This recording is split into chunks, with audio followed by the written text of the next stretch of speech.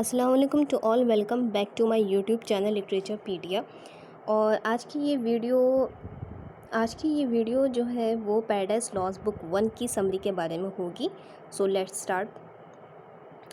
Paradise lost जो है वो जॉन मिल्टन ने लिखी थी और ये बुक जो है एक प्रोलॉग के साथ स्टार्ट होती है, एक इंट्रोडक्शन के साथ स्टार्ट होती है जो मिल्टन ने दिया है। मिल्टन अपना इस प्रोलॉग में अपना पर्पस बता रहे हैं कि उन्होंने क्यों लिखी है ये और वो कैसे लिखी है।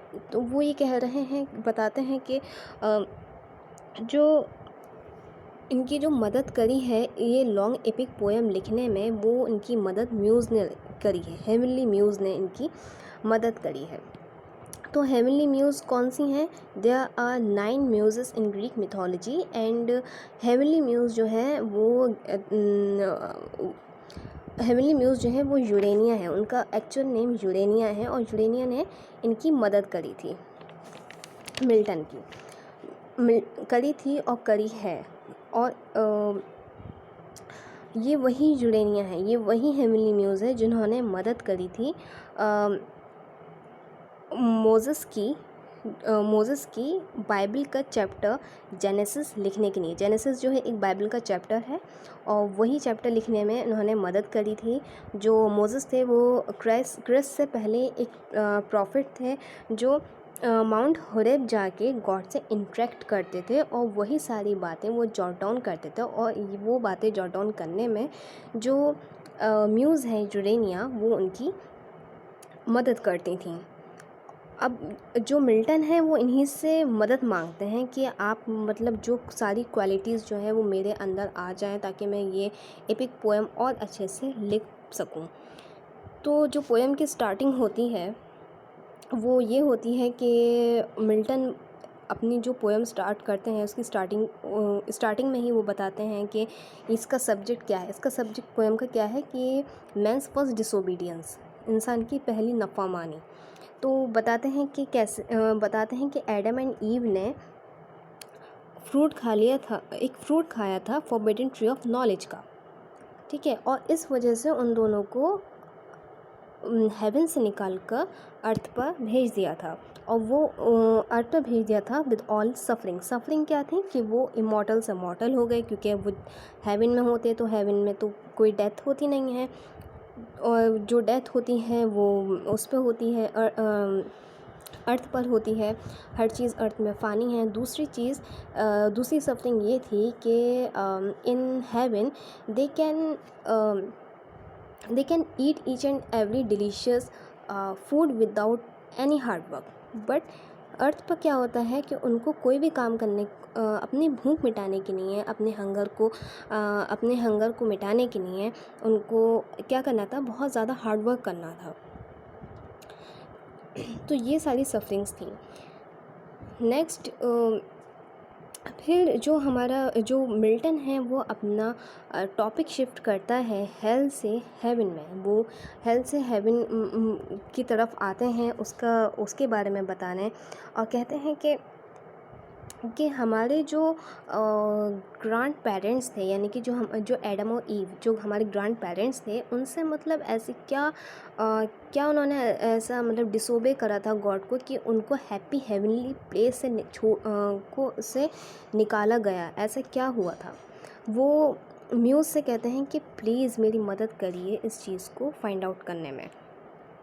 अब वो खुद ही इस चीज़ का रिप्लाई देते हैं, कहते हैं कि जो सैटन जिसको पता था कि गॉड ने एडम और ईव को मना करा है फोरबिडन ट्री ऑफ नॉलेज का फ्रूट खाने के लिए मना करा है। तो उस सैटन ने क्या करा, डिस्गाइज करके सरपेंट के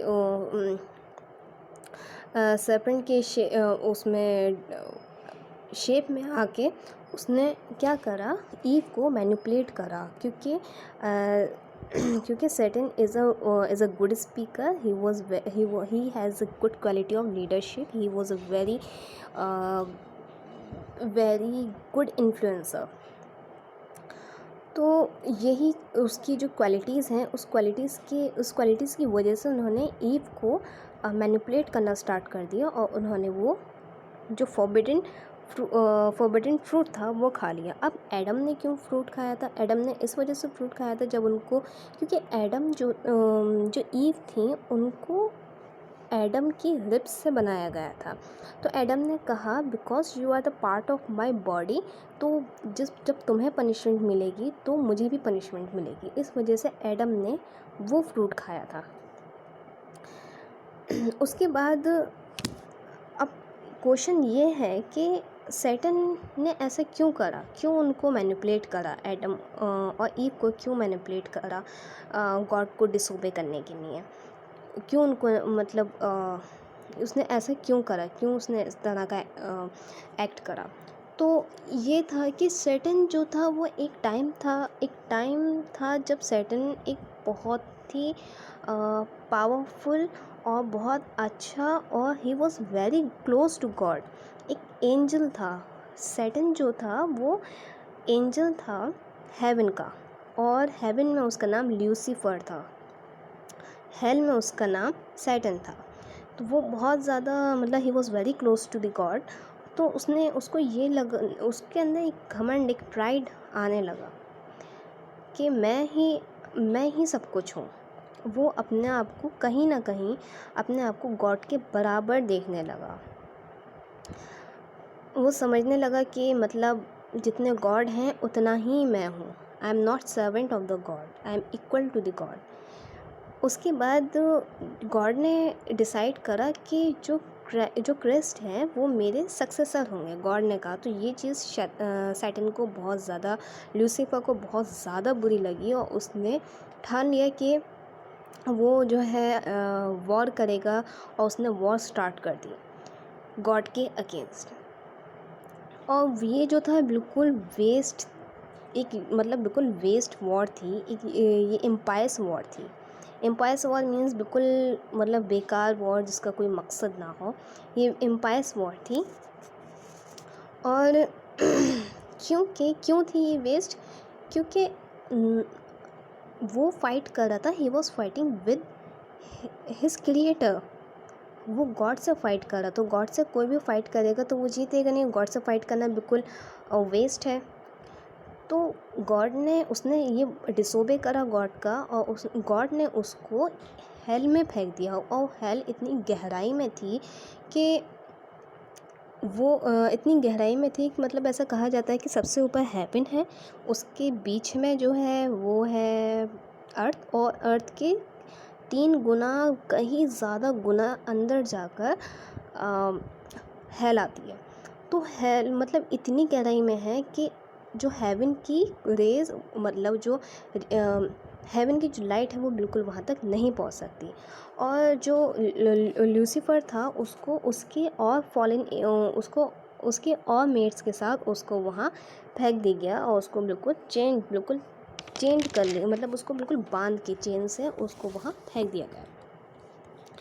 अब जब सैटन ने हेल में पहुंचता है, वो ख़ुद को पेन में देखता है, दर्द में देखता है, सफरिंग में देखता है, सॉरो होती है हर जगह। वो उसको बहुत ज़्यादा गुस्सा होता है, एवर लास्टिंग उसको पेन मिलता है, बहुत ज़्यादा गुस्सा होता है। वो अपने चारों तरफ सिर्फ सफरिंग्स देखता है, और hell is full of fire but there is no light. इतनी ज़्यादा फायर होती है, हर जगह बर्न, हर चीज़ बर्न कर रही होती है, और वहाँ पे कोई भी जगह ऐसी नहीं होती जहाँ पे रेस्ट कर लिया जाए। बहुत ज़्यादा पेनफुल प्लेस होती है वो। सैटन अपने आप को बिल्कुल ऐसी जगह पे देखता है, और उसको बहुत मतलब गुस्सा आता है ये देखकर कि कहाँ वो एक गॉड के इतने क्लोज था, अब वो फॉलन एंजल हो गया है। और वो ये सोचता है कि गॉड का डिसोबे करना इस तरह से एम्पायर्स वॉर के करके, तो वो क्या था, उसको कॉन्सिक्वेंस दिखने लगे कि मतलब यही इसका एक रिज़ल्ट होने वाला था पहले।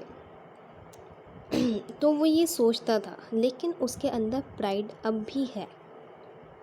भी प्राइड है।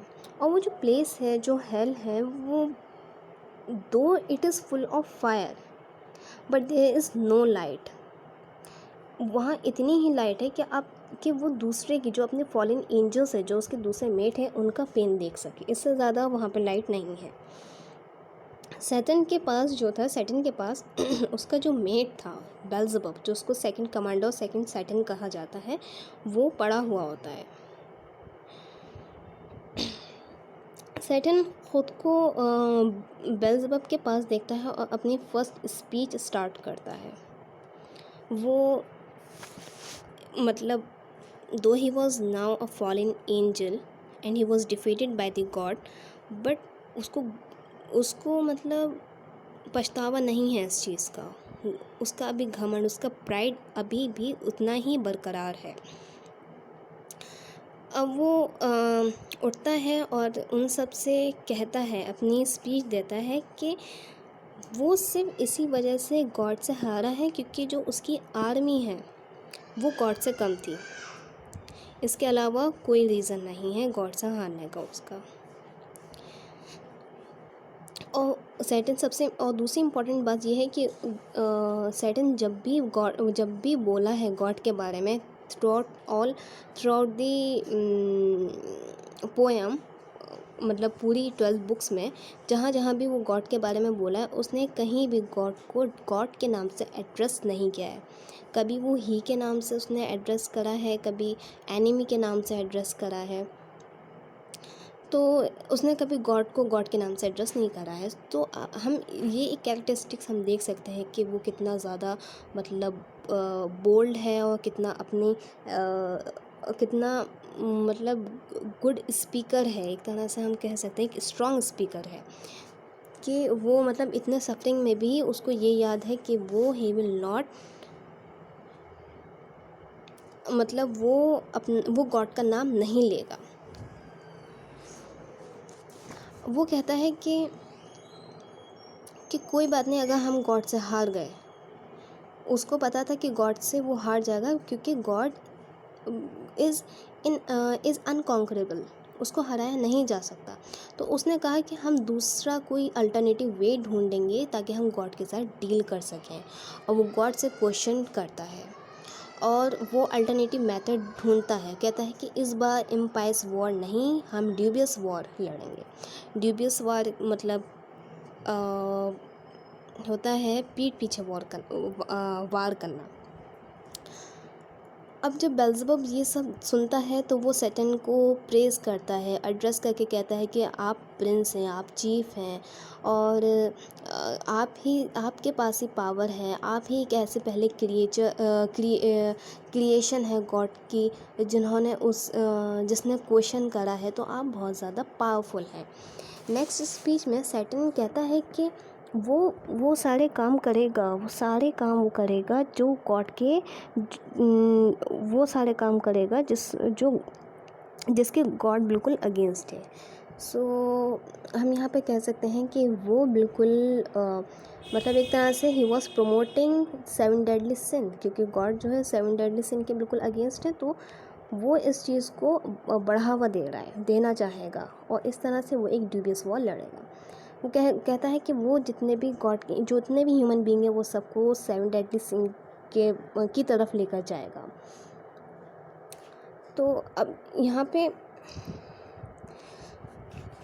तो ये सब क्या है, ये 7 डेडली सिन की तरफ लेकर जाएगा और इस तरह से वो गॉड से बदला लेगा। तो ये इसकी जो दोनों स्पीच हैं वो बहुत ज़्यादा इम्पॉर्टेंट हैं क्योंकि ये इसकी मेंटल और फिज़िकल पर्सनैलिटी के बारे में बताती हैं। अब क्या होता है कि सैटर्न जो होता है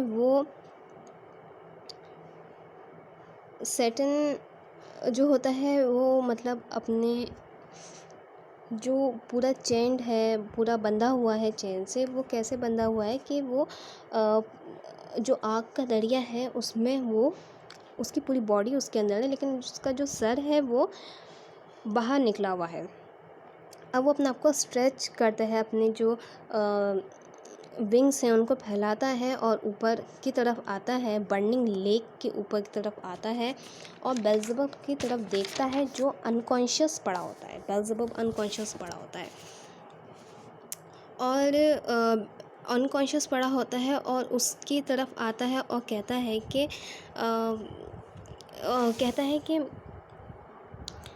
कि मतलब हम इस ट्रुथ को जल्द से जल्द as soon as possible accept करो कि हम फॉलिन एंजल हैं, हमें हेवन से निकाल दिया गया है, सारे दर्द को भूल जाओ, अब it is time to take pledge against the God.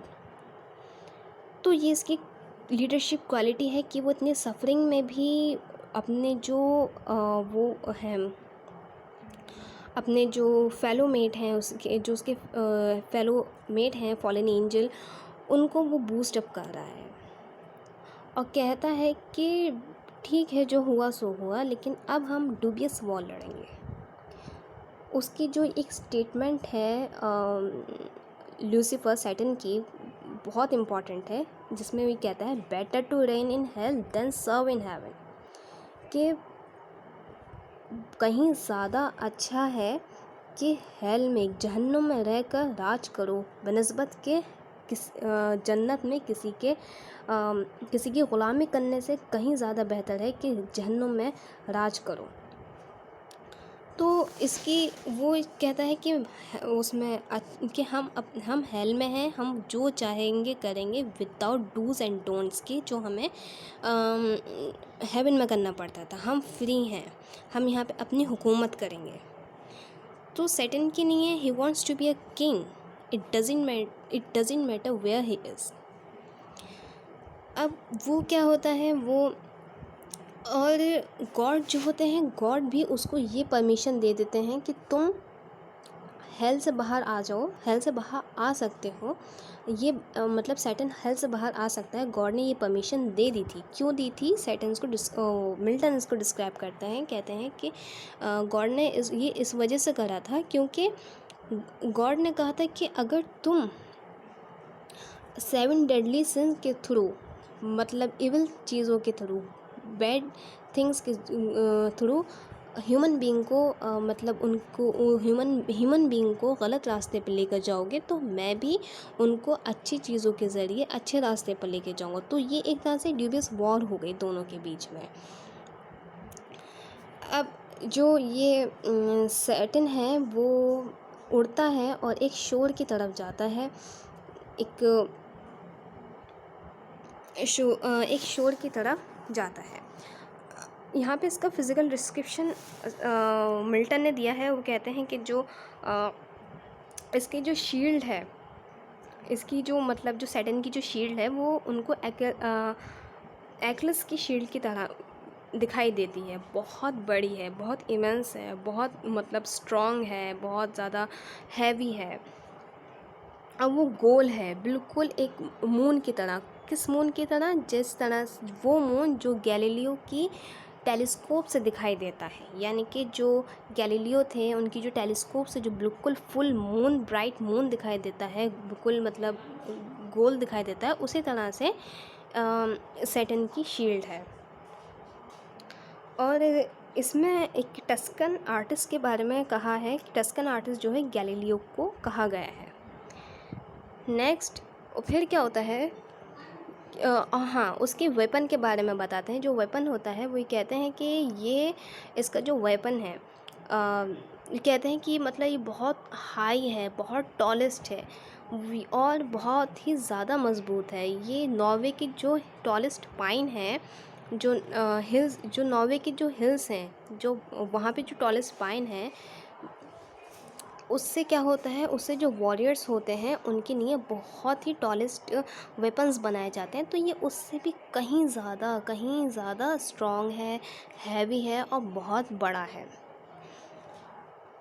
अब सैटन वॉक करता हुआ, अब ये सैटन जो है वॉक करता हुआ मतलब फ्लाई करता हुआ कहाँ पहुँच जाता है?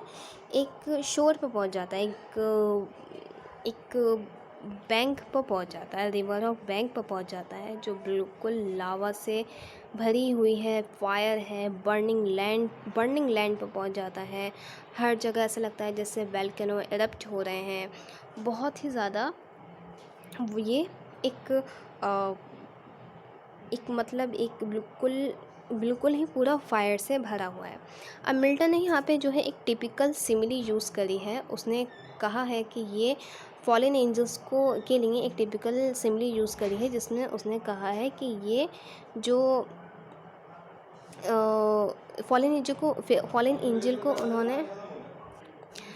इन्होंने जो ये टिपिकल सिमिली यूज़ करी है वो फॉलन एंजल के बारे में को मतलब कंपेयर करने के लिए यूज़ करी है।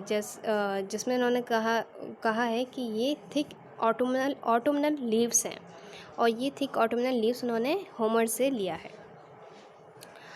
अब वो वहाँ पे जाके सैटर्न जब बर्निंग लैंड पर पहुँच जाता है, तो वहाँ जाके वो बहुत ज़ोर से, बहुत लाउडली चीखता है और स्पीक देता है। कहता है कि कब तक इस बात का अफसोस करोगे कि हमें वहाँ से निकाल के, हेवन से निकाल कर हमें हेल में डाल दिया गया है, कब तक इस बात का अफसोस करोगे। It's time to take pledge of rebellion against the God. मतलब अब ये वक्त आइए कि हम प्लेज लें, गॉड के अगेंस्ट जाएं, हम उनके जो मतलब उसकी जो गॉड की जो पोजीशन है हम उसको छीन लें, जो पोजीशन है उसको छीन लें, और इस तरह से वो अपने सारे फॉलोअर्स को बूस्ट अप करता है कि आओ मेरे साथ मिलकर एक आर्मी बनाओ गॉड के अगेंस्ट। और जो उसके सारे फॉलोअर्स होते हैं वो उसकी बातों मतलब उसको अप्रिशिएट करते हैं, इस चीज़ के लिए उसको बहुत ज़्यादा अप्रिशिएट करते हैं। अब जो मिल्टन है उन्होंने उसको हीरोइक टच दिया है सैटर्न को, लेकिन हीरोइक टच क्यों दिया है? हीरोइक टच उसकी तब दिया है जब वो ल्यूसीफर था। उन्होंने कहा है कि जो सैटर्न है, यानी कि वो बहुत ही गॉड लाइक दिखता है, वो प्रिंस लाइक क्वालिटीज़ हैं उसके अंदर, वो गुड लीडरशिप है उसके अंदर। अब वो मतलब, लेकिन कब? जब वो हेवन में था। लेकिन अब क्या है? अब वो हेल में आ गया। अब उसका और उसकी फॉलन और बाकी फॉलन एंजल्स का नाम जो है डिलीट कर दिया गया है। कहाँ से? बुक ऑफ हेवन से। और उसको यहाँ पे हेल में आके उसको सैटर्न का नाम दिया गया है। एक्चुअल में उसका नाम क्या है? ल्यूसीफर। और मिल्टन कहते हैं कि ये जो फॉलन एंजल्स हैं, है ना, ये फॉलन एंजल्स जो है वही एंजल्स होते हैं जो जिसकी वर्शिप की जाती है। ठीक है, यानी कि जो पैगन होते हैं, जो नेचर की वर्शिप करते हैं, एनिमल्स की वर्शिप करते हैं, तो ये कहते हैं कि जो गॉडेसेस किस फॉर्म में होती हैं? जो एनिमल फॉर्म में होती हैं, वो असल में गॉडेसेस नहीं होते हैं, वो भगवान नहीं होते हैं, बल्कि वो क्या होते हैं? वो ये फॉलन एंजल्स होते हैं जो लोगों को गॉड के रूप में करप्ट करते हैं, उनको बहकाते हैं। तो इस तरह से मिल्टन जो थे वो एनिमल जो गॉडेसेस होती थी जो गॉड होते थे, एनिमल जिनकी लोग पूजा करते थे, वो उनके बहुत अगेंस्ट थे। वो ये कहते थे कि they are fallen angels, they are not God. अब क्या होता है कि इसके बाद जब ये स्पीच दे देता है, तो ये स्पीच देता है, सबको बूस्टअप करता है, तो ये लोग क्या करते हैं? अपना एक टेम्पल बनाते हैं हेल में एक अपना टेम्पल बनाते हैं, और ये टेम्पल बहुत विदिन 1 डे में बन जाता है। और ये टेम्पल में ये गोल्ड से बनाते हैं। और ये गोल्ड कहाँ से लाते हैं? गोल्ड को ये अर्थ से डिग करके लाते हैं, अर्थ से खोद के लाते हैं। और ये आइडिया किसने दिया होता है? ये दिया होता है मेमोन ने। मेमोन एक फॉलन एंजल है। मेमोन का मतलब रिच होता है, और ये बहुत ग्रीडी होता है। ये जब हेवन में था तब भी ये यही हरकतें करता था कि गोल्ड पे उसकी हमेशा नज़र रहती थी। तो इसी ने इन लोगों को इनकरेज करा था ये करने के लिए। अब ये जो टेम्पल जो बना वो हेल में जो पेंडोमोनियम है वहाँ बनाया गया था जगह जो है। तो ल्यूसीफर फॉलन एंजल्स जो है पेंडोमोनियम के टेम्पल में रहते हैं। ये इतना बड़ा होता है कि इजिप्ट के सारे पिरामिड से भी कहीं ज़्यादा बड़ा होता है, और बहुत रिच होता है उन इजिप्ट के पिरामिड से भी ज़्यादा। अब वहाँ पे जो डेविल हैं वो अपना साइज़ चेंज कर सकते हैं और श्रिंक हो सकते हैं, जाइंट्स हो सकते हैं, जाइंट से डाफ हो सकते हैं। और उस टेम्पल में हज़ारों लाखों डेविल्स आ सकते हैं पेंडुमिनियम के अंदर। और वो वहाँ पे बैठ के, वहाँ एक गोल्डन सीट होती है, वहाँ पे बैठ के वो लोग डिबेट करते हैं। तो जो हमारी बुक 1 है वो सिर्फ किसके बारे में है, वो डिस्क्रिप्शन है। डिस्क्रिप्शन किसके बारे में है कि डिस्क्रिप्शन दिया है उन्होंने हेल के बारे में, हेवन के बारे में, सैटन की पर्सनैलिटी के बारे में, इन चीज़ों के बारे में डिस्क्रिप्शन दिया है। तो हम कह सकते हैं book 1 is just a description of all this places and all about certain personality. तो प्लीज़ अगर आपको ये वीडियो पसंद आई हो तो आप इस लाइक करें, सब्सक्राइब करें, शेयर करें।